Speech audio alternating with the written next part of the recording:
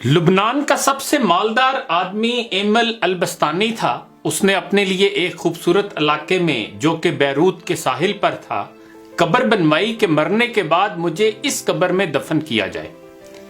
اس کے پاس اپنا ذاتی جہاز تھا اور جب دھماکہ ہوا تو وہ جہاز سمیت سمندر میں ڈوب گیا۔ لاکھوں ڈالر خرچ کرنے کے بعد اس کے جہاز کا پتہ تو چل گیا لیکن لاش نہیں ملی جسے اس قبر میں دفن کیا جائے جو اس نے اپنے لیے بنوائی تھی۔ برطانیہ کا ایک بہت زیادہ مالدار آدمی ایک یہودی روت تشلر تھا۔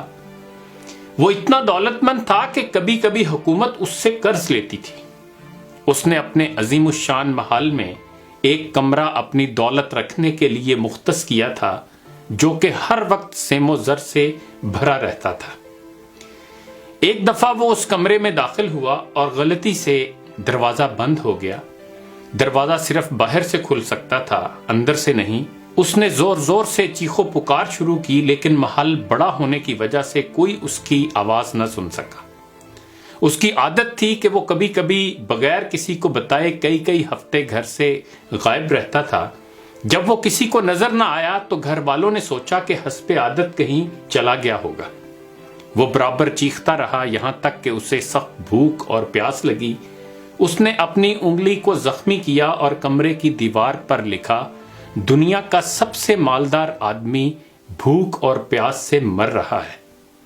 اس کی لاش کئی ہفتے بعد دریافت ہوئی۔ یہ پیغام ہے ان لوگوں کے لیے جو سمجھتے ہیں کہ مال و دولت ہی ہر مشکل کا حل ہے اور دنیا کی ہر ضرورت اس سے پوری کی جا سکتی ہے۔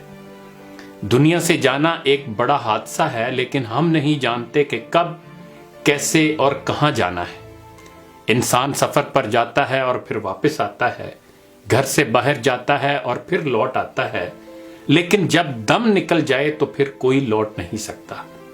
مبارکباد کے قابل ہیں وہ لوگ جو کسی پر ظلم نہیں کرتے، نہ کسی سے نفرت کرتے ہیں، نہ کسی کا دل توڑتے ہیں اور نہ اپنے آپ کو کسی سے برتر سمجھتے ہیں، اس لیے کہ سب کو جانا ہے۔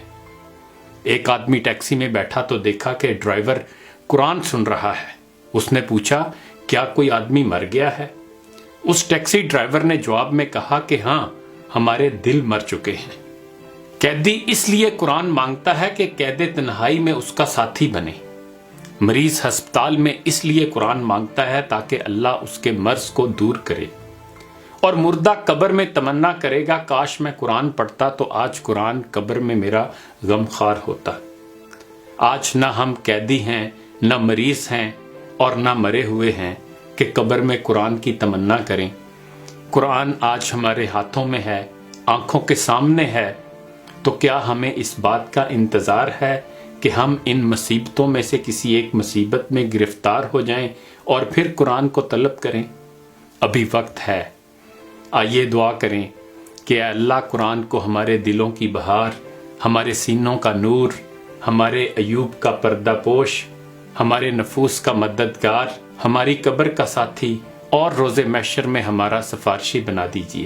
اے اللہ ہمیں قرآن کے حقوق ادا کرنے کی توفیق عطا فرما دیجئے۔ اقبال نے بھی ہمیں جھنجھوڑنے کی کوشش کی تھی، زمیں کیا آسماں بھی تیری کج بینی پہ روتا ہے، غضب ہے سطر قرآن کو چلیپا کر دیا تو نے، زباں سے گر کیا توحید کا دعویٰ تو کیا حاصل، بنایا ہے بت پندار کو اپنا خدا تو نے۔